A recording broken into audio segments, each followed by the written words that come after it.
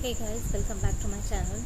और सुशांत सिंह राजपूत जो है वो अब हमारे बीच नहीं रहे।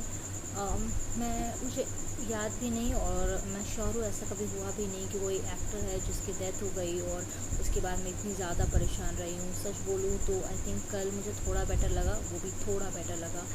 आज मैं परेशानी रही।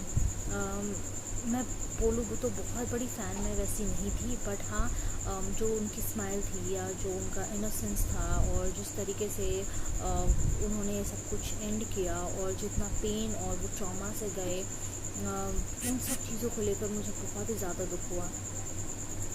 ऑब्वियसली इन सभी चीज़ों के पीछे भी कुछ है जो हम अपने साथ ले सकते हैं, जिनसे हम कुछ सीख सकते हैं। एंड आई थॉट कि okay, I talk about what are the takeaways of we can do after this incident. So पहला जो है वो मैं बोलूँगी कि आप लोगों से बात करें, be there for people, be there for close ones. क्योंकि आप ये बात समझिए कि अगर सुशांत ने कभी ये कदम उठाया तो ये बात ऑब्वियस थी कि वो उतने करीब नहीं थे लोगों के और वो उतने एक आइसोलेट हो गए थे। क्योंकि अगर वो इतने करीब रहते तो सबको पता होता और सबसे बातें करते तो थोड़ा हल्का होते। ये लोग थे उनके बारे में, पर जैसे कि उनके सोशल नेटवर्किंग साइट्स पे भी ये बातें आ रही हैं कि वो आइसोलेट हो गए थे। तो आपके जो भी करीबी हैं उनके पास आप रहिए, उनसे बातचीत करिए।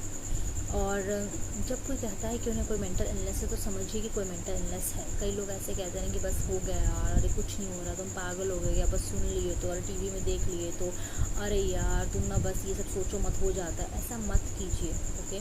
अगर कोई बोल रहा है जैसे कि बुखार होता है तो उसको नहीं करते, वैसे मेंटल इलनेस को करना बंद कीजिए, okay. Just let's stop it. आप उसको एक काउंसलर के पास ले जाइए, साइकेट्रिस्ट के पास ले जाइए, साइकोलॉजिस्ट के पास ले जाइए, जहाँ भी ले जाना, जो मेंटल डॉक्टर्स होते हैं उनके पास ले जाइए और देखिए कि उन्हें क्या दिक्कत है। बहुत सारी चीज़ें तो इसलिए होती है क्योंकि हम इस चीज़ को दबा देते हैं, हम एक टैबू समझते हैं और हम सोचते हैं इसके बारे में बात करना सही नहीं है। Mental illness does not mean कि आप पागल हैं, okay. Mental illness just means कि आपका दिमाग में कुछ केमिकल जो है वो हार्मोन्स का हो गया, आपका जो केमिकल रिएक्शन है वो प्रॉपर सही नहीं चल रहा, which is fine, okay.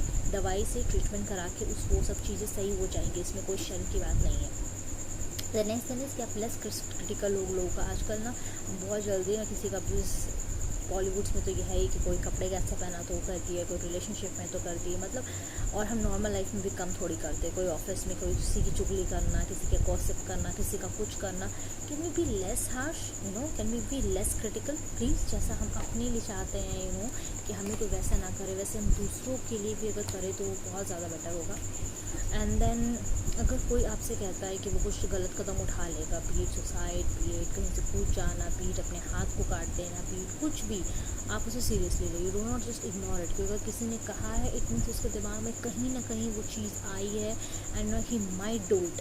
So you have to be really cautious. अगर आपके करीबी या कोई भी अगर ऐसा कुछ कहता है तो आपको ये चीज़ तुरंत रिपोर्ट करना है उनके पेरेंट्स को। ये अगर अगर आपका ऑफिस का जैसे कोई कलीग होगा तो अपने पेरेंट्स को उनके रिपोर्ट करें, या जो भी है उन डॉक्टर के पास दिखाएं। मतलब इस चीज़ को डील करना बहुत ज़्यादा ज़रूरी है। एंड देन इज़ आप जो भी आपके पास कोई आता है ना तो उसके पेन के बारे में कन्वर्सेशन कीजिए, उसकी फीलिंग्स के बारे में कन्वर्सेशन कीजिए। अगर कुछ बता रहा है तो सुनिए, नहीं कि उसको तो बता दिए, जज करने लगे। नहीं, अगर आपसे कोई कुछ कह रहा है मतलब समझिए वो बहुत ज़्यादा झिझक और अंदर ये डर महसूस कर रहा हो, बट फिर भी वो आपके पास कहने आया है। तो अगर वो कह रहा है तो उसे शांति से सुनिए, समझने की कोशिश करिए और हैव कन्वर्सेशन के फेलियर्स हो गया तो क्या अपने बच्चों से या जहाँ भी जिससे भी आप कर सकते हैं कि it's okay, it's okay to fail, it's not a big deal. And हम ना बाहरी चीज़ों के बारे में इतना चेज़ करते रह जाते हैं कि हम अपनों के साथ बैठ के बात ही नहीं कर सकते।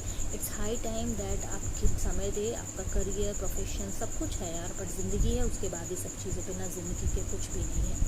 आप इंजॉय करें लाइफ को और अपना जो भी मेंटल इलनेस है या जो भी है उसके बारे में भी ट्रीटमेंट कराएं। और इन सभी में एक और ये भी चीज़ है कि सुसाइड जो है वो एक ऑप्शन कभी भी नहीं है। आई नो वो बहुत ही दुख से, दर्द से गुजर रहे होंगे, बहुत कुछ झेला होगा उन्होंने, बहुत कुछ अपने दबा कर उसके बाद ही वो कदम उठाएंगे, वरना कोई भी अपनी ज़िंदगी को इतनी जल्दी ख़त्म करना नहीं चाहेगा। तो उनके जाने के बाद आप देख रहे हैं कि फैंस भी है जो बहुत सारे सुसाइड कर रहे हैं और सब लोग कितना दुखी में, सब लोग कितने सदमे में। तो समझिए आपके माता पिता, अपने दोस्त आपको लोग चाहते हैं, पहचानते हैं और आपको प्यार करते हैं, तो इसलिए कोई भी गलत कदम मत उठाइए।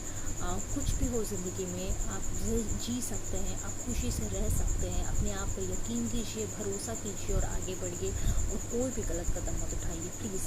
किसी और के लिए ना सही तो अपने लिए। ज़िंदगी नहीं पता दोबारा मिलेगी नहीं मिलेगी। जो गए उनके सामने हम सर झुकाते हैं, हम उनके दुख के आगे शर्मिंदा हैं कि हम उनके पास उस वक्त नहीं थे, लेकिन आप ऐसा कुछ मत कीजिए, बस यही कहूँगी।